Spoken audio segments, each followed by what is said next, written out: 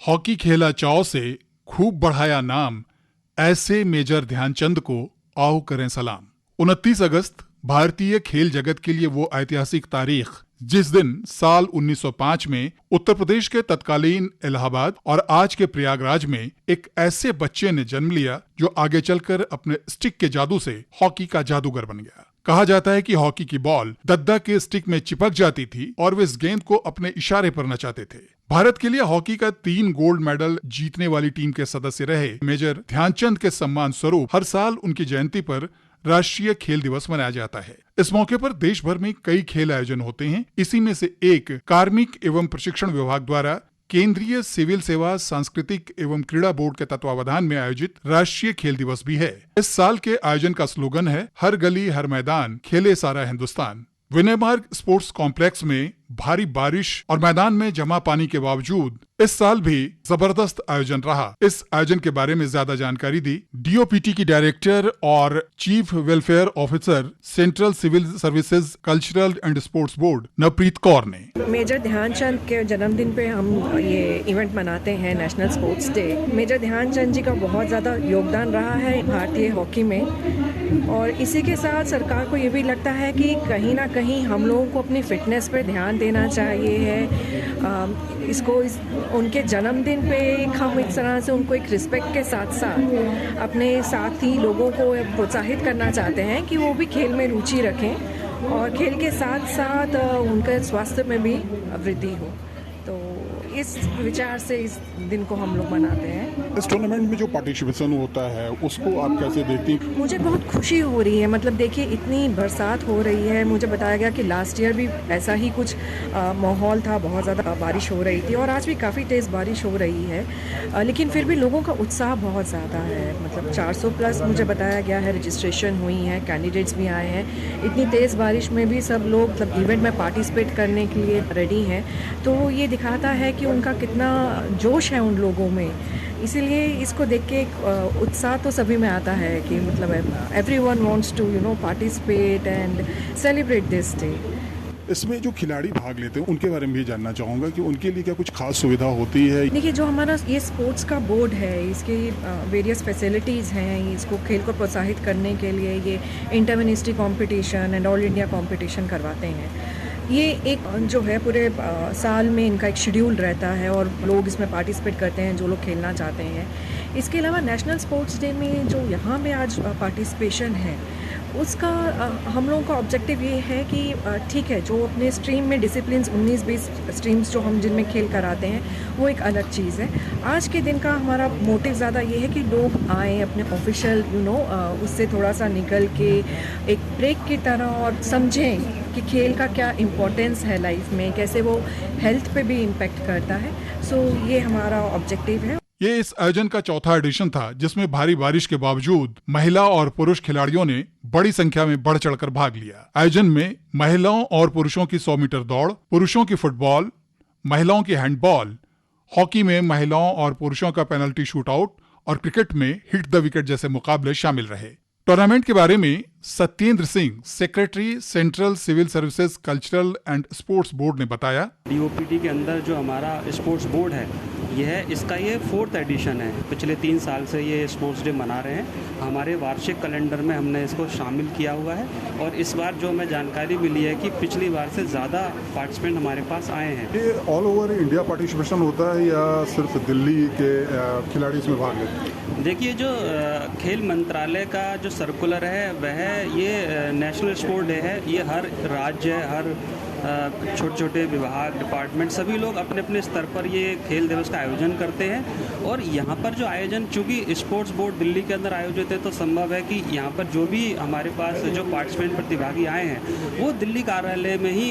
जो कार्य करने वाले वही लोग हैं। और इनमें जो खेल हैं, कुछ नए तरह के खेल भी, उनके बारे में कुछ बताएंगे आप?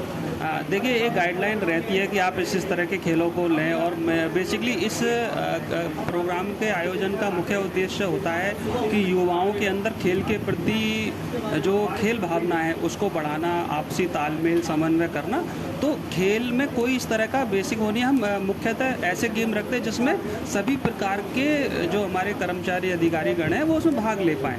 जो खिलाड़ी इसमें भाग लेने के लिए आए हैं उनके बारे में भी जानना चाहेंगे कि क्या उनको अलग से कोई सुविधा मिलती है? के लिए जो है भारत सरकार का जो DOPT विभाग है उसके द्वारा एक सर्कुलर जारी किया गया है, जिसके तहत इस तरह के कार्यक्रम में इन अधिकारी कर्मचारियों द्वारा भाग लेने पर उन्हें एक दिन का स्पेशल कैजुअल लीव मिलती है। तो वह जो है ऑन ड्यूटी इस तरह से रहें और उनको किसी तरह की अलग से छुट्टी लेने की आवश्यकता नहीं है, और उनकी किसी तरह की जो अपनी लीव है उनमें से लीव नहीं कटती। इसके लिए स्पेशल कैजुअल लीव का प्रोविज़न रहता है। खेलों को आप जीवन के लिए कितना ज़रूरी मानते हैं? मैं तो बहुत ज़रूरी मानता हूँ, और कहने के दूसरों को उपदेश देने के लिए नहीं, मैं खुद इस चीज़ को अपने जीवन में उतारता हूँ। प्रतिदिन जो है मैं लगभग आधा घंटा अपने आप को शारीरिक क्रियाओं के लिए देता हूँ, और ये बहुत ही ज़रूरी है। तो इस मंच और इस कार्यक्रम के माध्यम से हम सभी अपने प्रतिभागियों को यही संदेश देना चाहते हैं कि वह इस खेल कूद को अपने जीवन का हिस्सा बनाएं, जीवन शैली में लाएं। यह केवल एक दिन के प्रतीकात्मक रूप में ना रहे, बल्कि हम इसको अपने लिए और अपने आस पड़ोस, परिवार, बच्चे सभी के लिए उनमें जागाएं भावना कि वह इस चीज़ को, खेल को अपने जीवन का हिस्सा बनाएं।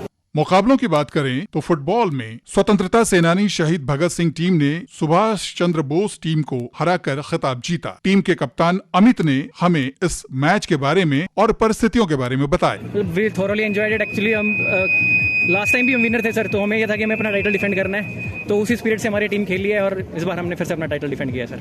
लेकिन आज उतना काम आसान था नहीं, क्योंकि परिस्थितियां बहुत कंपैरेटिवली टफ था सर, क्योंकि लास्ट टाइम भी ऑल्दो थोड़ा सा था, बारिश थी, पानी था, कीचड़ था हल्का सा, लेकिन इस टाइम थोड़ा टफ था। इस टाइम तो सर मतलब बॉल कैरी करना ही थोड़ा मुश्किल हो रहा था, तो स्ट्रेटेजिकली थोड़ा खेले हमने एयर बॉल ज़्यादा खेली है, जिससे ताकि गोल में कन्वर्ट कर पाए, क्योंकि वैसे तो बॉल कैरी नहीं हो रही थी पानी में, तो थोड़ा स्ट्रेटेजी बना के हम लोग खेले और उसको हमने एग्जीक्यूट किया। जो आपकी टीम है वो प्रोफेशनल प्रैक्टिस करती है या फिर इस टूर्नामेंट के लिए खासतौर पर तैयारी करती है? कुछ हैं हम में से जो थोड़ा खेलते हैं रेगुलर, जैसे मैं बात करूं, और 2-3 प्लेयर्स हैं हम वीकेंड वगैरह पे हम लोग एक साथ खेलते हैं, तो थोड़ा कोऑर्डिनेशन वगैरह बने इससे, क्योंकि अभी इस मंथ के लास्ट में हमारी इंटर मिनिस्ट्री भी होने वाली है, तो थोड़ा सा टच में रहे गेम के, इस करके हमने थोड़े से प्लेयर्स अपने वही रखे हैं जो कंसेक्यूटिवली टच में रहे हैं। इस आयोजन में आके कैसा लगता है? You feel part of it sir, मतलब यहाँ आके आपको लगता है कि आप सच में इस चीज़ का एक हिस्सा है। और इतने काम के बीच में वक्त कैसे निकाल लेते हैं फुटबॉल के? ये तो खैर थोड़ा सा सीनियर्स का भी सर साथ रहता है इसमें, कि मतलब वो हमें थोड़ा सा अपने लिए टाइम निकालने के लिए परमिशन देते हैं, पर उनकी तरफ से पूरा सपोर्ट रहता है, कुछ हमारी तरफ से एफर्ट्स रहते हैं। पुरुषों के ओपन वर्ग में 100 मीटर दौड़ की बात करें तो पोस्टल के अमन पहले स्थान पर रहे। उन्होंने 11.93 सेकंड का समय लिया। परिस्थितियां मुश्किल थीं, लेकिन इसके बावजूद अमन ने काफी अच्छी दौड़ लगाई और अपनी जीत से काफी उत्साहित दिखे। बहुत अच्छा लग रहा है कि DOPT ने इतना अच्छा कार्यक्रम आयोजित करवाया। बारिश से पहले भी जितने खिलाड़ी थे, बारिश के बाद भी उतने ही खिलाड़ी रहे। सब लोग जुझारू की तरह टिके रहे, इवेंट्स खेलने के लिए, खेल खेलने के लिए और देखने के लिए। तो खेल के प्रति सबका जुड़ाव दिखाता है। और इंडिया ये DOPT के मेंबर्स, बोर्ड मेंबर्स, ऑफिसर्स और वॉलंटियर्स, इनका बहुत बहुत धन्यवाद कि इन्होंने इतनी मुश्किल परिस्थितियों में भी गेम को ऑर्गेनाइज करवाया। 45 वर्ष से अधिक आयु वर्ग में जयप्रकाश पहले स्थान पर रहे, जो पोस्टल डिपार्टमेंट के हैं। उन्होंने 14.81 सेकंड का समय लिया। महिला वर्ग में ओपन रेस में मधु पहले स्थान पर रही, पोस्टल की 15.05 सेकंड के समय के साथ। दूसरा स्थान सविता ने हासिल किया, DOPT की 16.39 सेकंड का समय लिया। दिव्या कुमारी तीसरे स्थान पर रही। हमने मधु और सविता से बात की। मेरा 15 आया, 15 सेकेंड, और अच्छा था। फिसलन तो बहुत है, बहुत ज्यादा पानी है, बहुत ज्यादा। हाँ, लेकिन एक स्पोर्ट्स पर्सन को हर सिचुएशन में ढलना चाहिए। काफी ज्यादा लीड ले रखी थी, तो क्या इसके लिए रेगुलर प्रैक्टिस होता है या क्या करती है? हाँ, प्रैक्टिस करते हैं मॉर्निंग में। रूटीन क्या होता है? रूटीन वैसे तो 10 बजे से 6 बजे तक जॉब होती है, और जो स्पोर्ट्स पर्सन होते हैं उसको 2 घंटे का रिलैक्सेशन भी मिलता है, तो उसमें वो प्रैक्टिस कर सकते हैं। Savita, I am from DOPT, department of personal and training. थोड़ा चैलेंजिंग तो था, लेकिन वो सबके लिए बराबर था, तो अच्छा लग रहा है ओवरऑल। क्या जो मैदान था उसकी वजह से आपको लगता है कि थोड़ी परेशानी हुई और ज्यादा बेहतर प्रदर्शन हो सकता था? हाँ, हो सकता था और ज़्यादा बेहतर, क्योंकि स्टार्टिंग में जब रनिंग स्टार्ट हुई उसमें काफ़ी फिसलन थी, तो पैरों को बहुत सोच समझ के रखना पड़ता था ताकि हम स्लिप ना हो जाएं। तो इन चीज़ों से बचने के लिए थोड़ा सा ये था कि थोड़ा सा संभल के चलना है, ताकि लास्ट मोमेंट तक हम पहुँच पाएँ अच्छे से। गिरे ना बीच में। आपको डर नहीं लगा कि ऐसा भी हो सकता है कि जो परिस्थितियां वो मुश्किलें पैदा कर सकती हैं? मुझे लग रहा था सुबह की बारिश हो सकती है, लेकिन इतना उम्मीद नहीं थी कि इतना ग्राउंड में पानी भर जाएगा। उसके बाद तो मुझे लग ही नहीं रहा था कि ऑर्गेनाइज भी होंगी ये चीज़ें। उसके बाद भी सब कुछ हो गया अच्छे से, तो ओवरऑल लास्ट में अच्छा लग रहा है। 100 मीटर दौड़ में महिलाओं की 45 वर्ष से अधिक आयु वर्ग में आशा कुमारी पहले स्थान पर रहीं, रेलवेज की जगमाया मांझी DRDO की दूसरे स्थान पर रहीं और सुनीता भारती फाइनेंस की तीसरे स्थान पर रहीं। हिट द विकेट में पुरुषों के वर्ग में जितेंद्र कुमार शर्मा पहले स्थान पर रहे, विवेक दूसरे स्थान पर और अमनदीप सिंह तीसरे स्थान पर रहे। महिला वर्ग में अंजू ने पहला स्थान हासिल किया, नताशा शुक्ला ने दूसरा और प्रियंका ने तीसरा स्थान हासिल किया। हैंडबॉल में सुभाष चंद्र बोस टीम पहले स्थान पर रही, रनर्स अप शहीद भगत सिंह टीम रही। नीरज चोपड़ा टीम को तीसरा स्थान मिला। हॉकी में पेनल्टी शूट आउट जो पुरुषों का हुआ उसमें टीम 5 ने पहला स्थान हासिल किया। रनर्स अप टीम 6 रही, तीसरा स्थान टीम 3 को मिला।